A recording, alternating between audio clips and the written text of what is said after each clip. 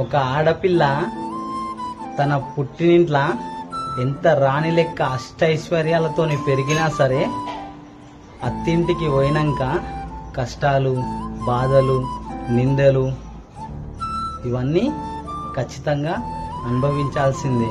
ఎందుకంటే అక్కడ ఉన్నది అత్త, తల్లి కాదు.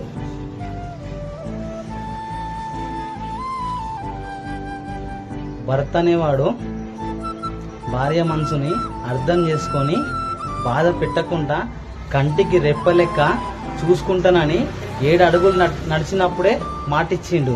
కానీ ఇవాళ రేపు ఈ సొసైటీలా ఎవరుంటారు